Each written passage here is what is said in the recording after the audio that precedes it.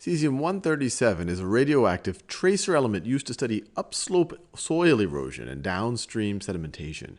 It has a half-life of approximately 30 days. So this half-life of 30 days, this means that if you were to start with, let's say if you were to start with 2 kilograms of cesium-137, that 30 days later, you're going to have 1 kilogram of cesium-137, that the other kilogram has decayed into other things.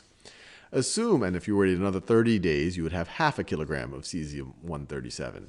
Assume that the amount A in becquerels of cesium-137 in a soil sample is given by the exponential function A is equal to C times R to the T, where T is the number of days since the release of cesium-137 into the soil, and C and R are unknown constants. So this bears some explaining. What is this becquerel business?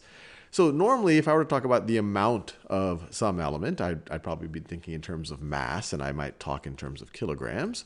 But some people might also be referring to the amount of this radioactive substance in terms of the amount of radioactivity it produces. And becquerels is the international unit of radioactivity, named after Henry Becquerel, who co-discovered radioactivity with Marie Curie.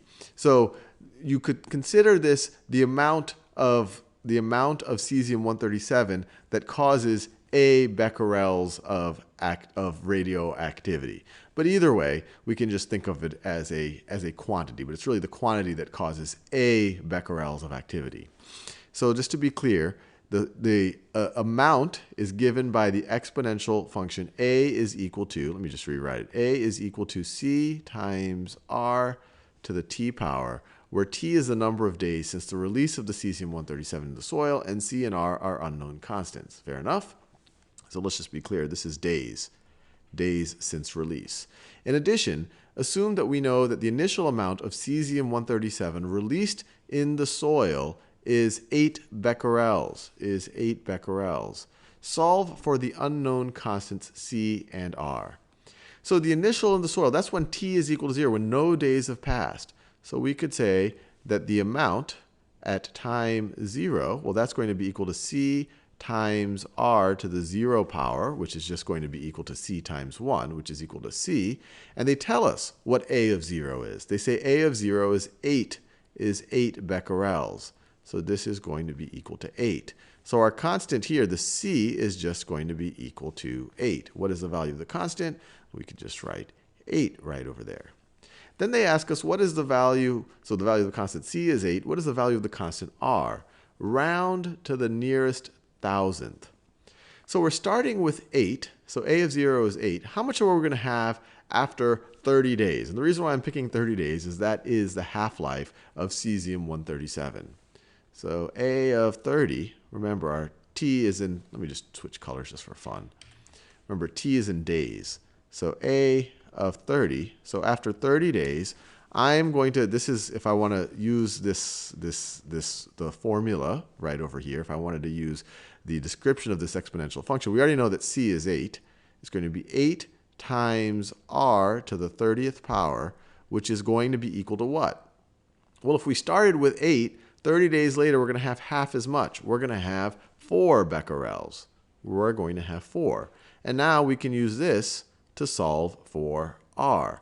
So you have 8 times R to the 30th power is equal to 4. Divide both sides by 8.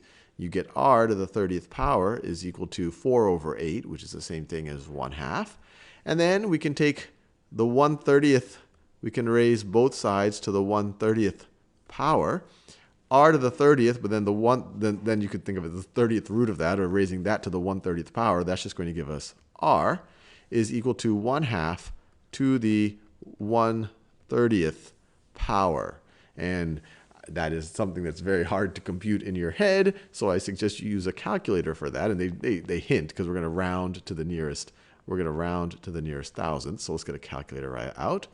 And so we're talking about 1/2 to the 1/30 power. 1/30 power. So we get 0.9771599, keeps going. But they tell us to round to the nearest thousand, so it's 0.977. 0.977. 0.977 rounded to the nearest thousandth. And then they finally say how many becquerels of cesium-137 remain in our sample 150 days after its release in the soil. Use the rounded value of R and round this number to the nearest hundredth. So just to be clear, we now have we already know C and R. We know that the amount of cesium-137 in becquerels as a function of time in days is going to be equal to 8 times 0.977 to the t power, where t is the number of days that have passed. And they're essentially saying, well, how much do we have left after 150 days? So they want us to calculate is what is a of 150? Well, that's going to be 8 times 0.977 to the 150th power. And so clearly we need a calculator for this. So let's calculate that. So it's going to be 8 times, and they told us to use our rounded value of R, not the exact value of R. So it's going to be 8 times 0.977 to the 150th power. And that gets us and they want us to round to the nearest hundredth, 0.24. 0.24 is 0.24 becquerels is kind of the radioactivity level of the cesium-137 that we have left over. Now, one interesting thing is they asked us to use the rounded value of R, so we used the rounded value of R. But you could, because this right over here is a multiple of 30, you could actually, in a not too difficult of a way, find out the exact value that's left over. And actually, you don't even need a calculator for it. I encourage you to pause your video and try to think about that. Find the exact value. Well, instead of writing 0.977, let's write A of t as being equal to 8 times our R. This is an approximate value for R. If we wanted to be a little more exact, we can say that our R is 1/2 to the 1/30th power. And we're going to raise that. We're going to raise that to the t power.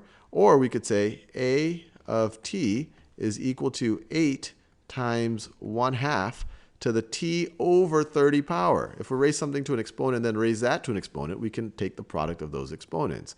So that's 1/2 to the t over 30 power. Let me actually do that in another color.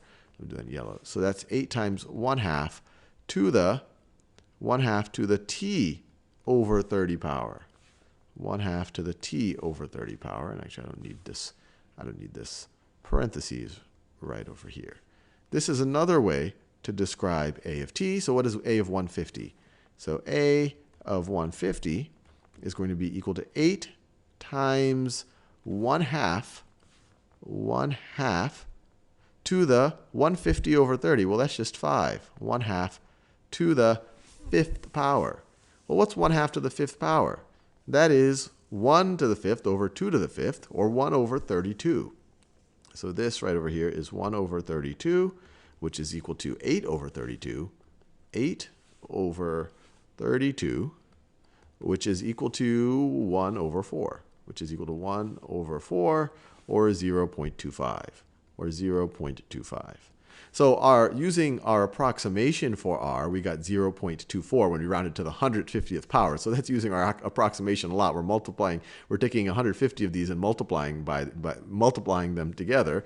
But it's not too far off of what the real value is. And they asked us to use the rounded value, but if we'd used the precise value, the actual value, we would have gotten 0.25 becquerels would be left over.